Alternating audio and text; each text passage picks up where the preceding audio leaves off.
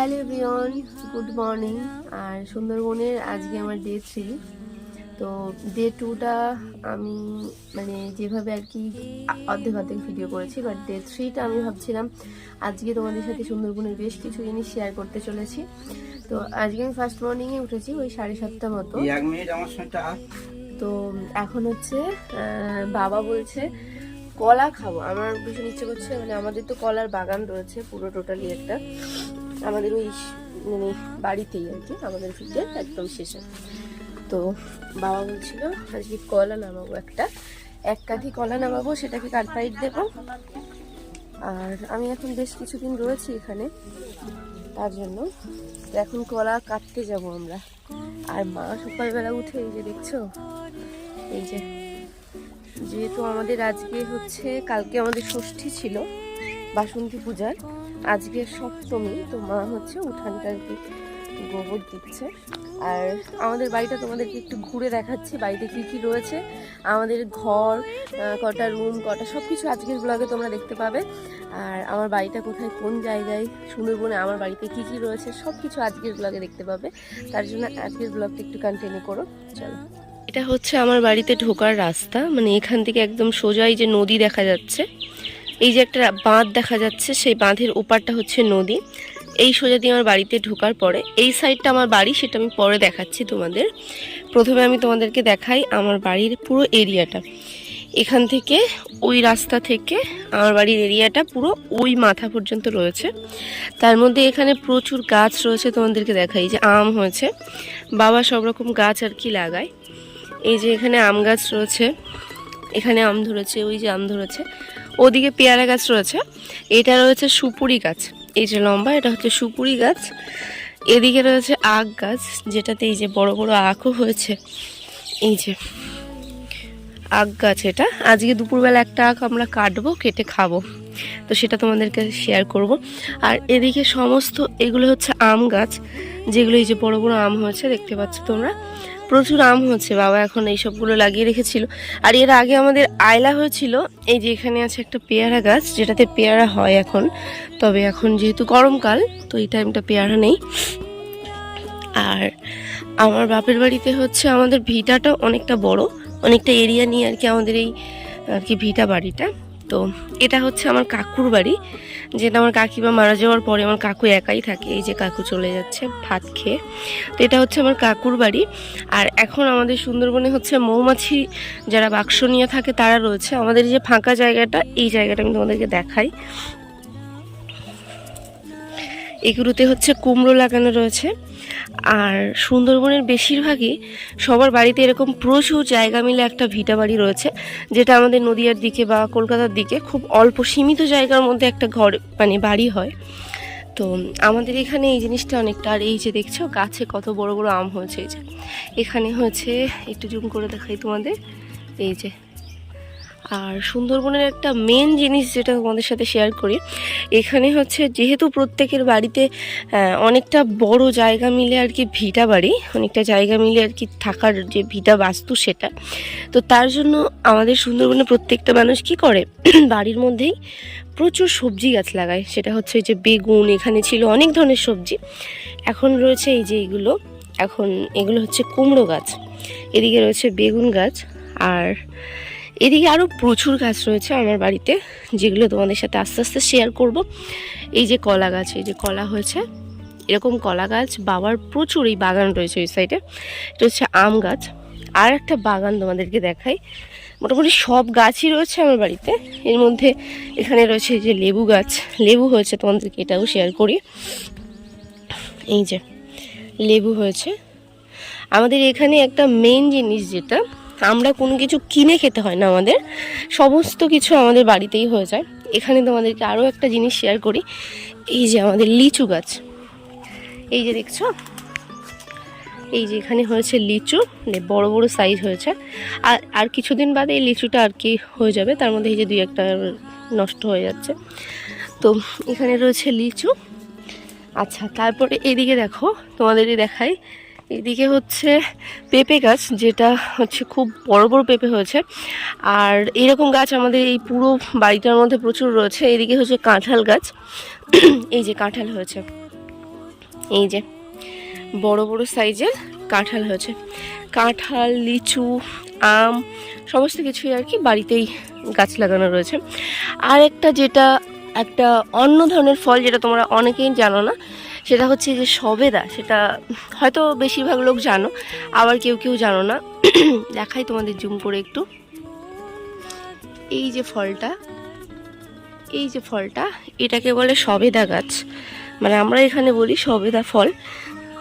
তো এরকম প্রচুর গাছ এখানে রয়েছে। আবার এদিকে রয়েছে হচ্ছে আমাদের, এটা হচ্ছে কামরাঙা গাছ, যেটাতে প্রচুর কামরাঙা হয়।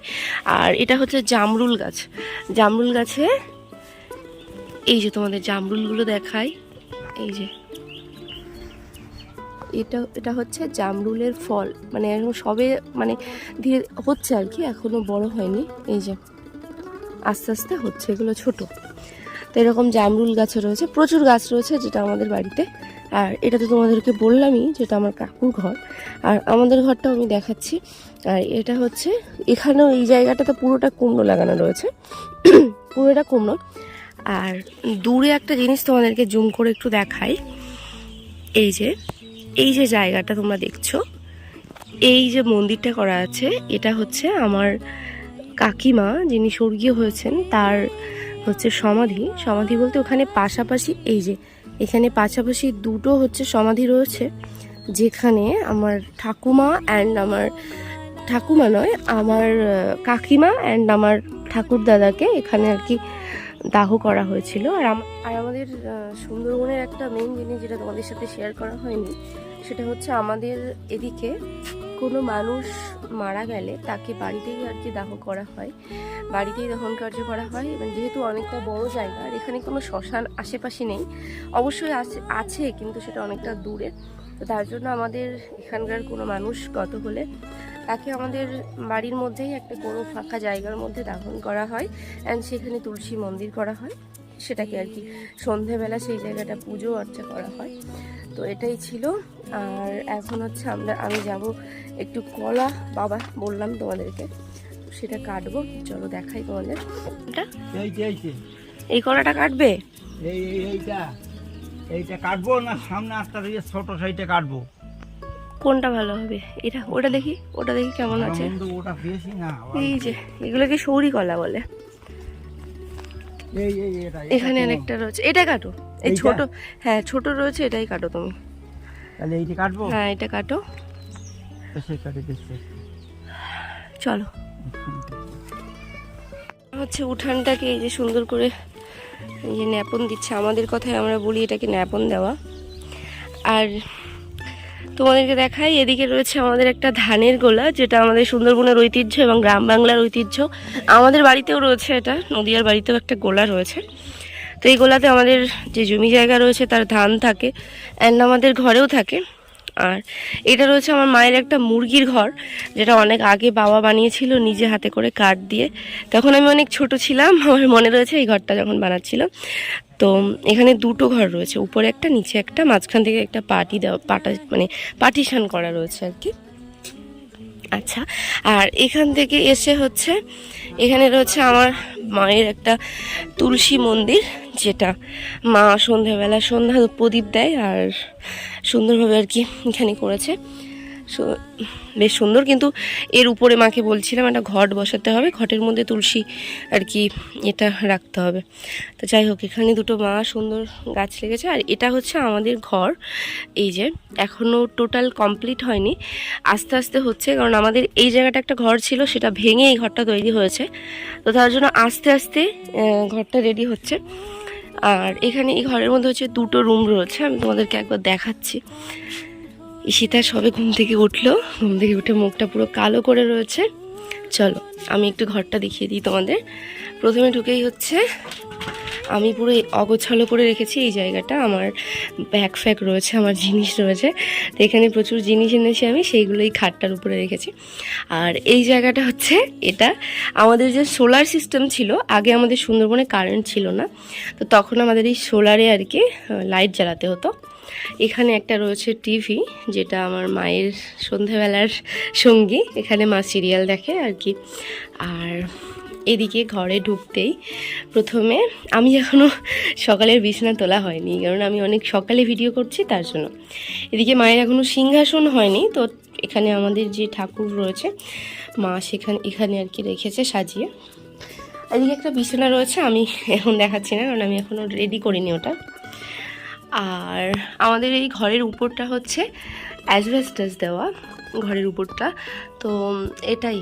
আর এদিকে হচ্ছে একটা রুম, এটা গেল, আর একটা রুম হচ্ছে, আর এটা হচ্ছে ঠাম্মি এই যে বসে আছে এখানে।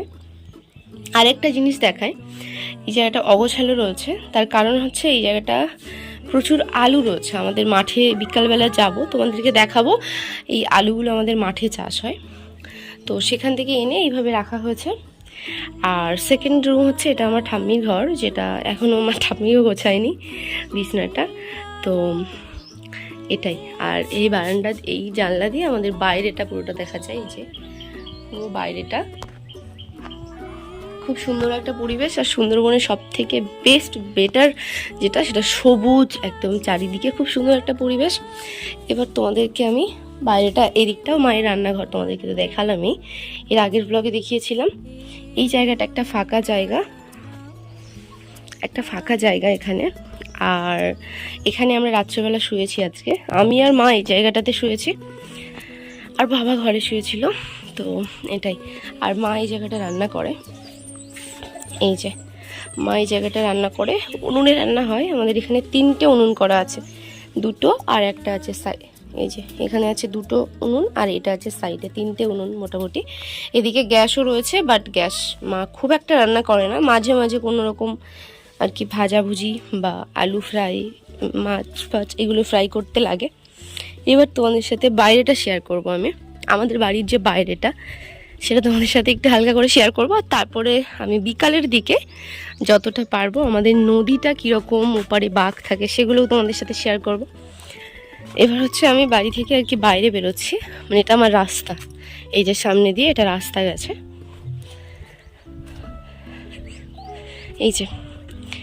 এই যে বাঁধটা দেখছো তোমরা, এই যে ঘরটা আছে একটা অ্যাসবেস্টসের ঘর, ওর পরে হচ্ছে নদী, যেটাকে আমরা বাঘের জঙ্গল বলি, বা তোমরা যেটা বলো সুন্দরবনের বাঘের জঙ্গল, তো সেটা আমার বাড়ি থেকে একদম নিয়ার।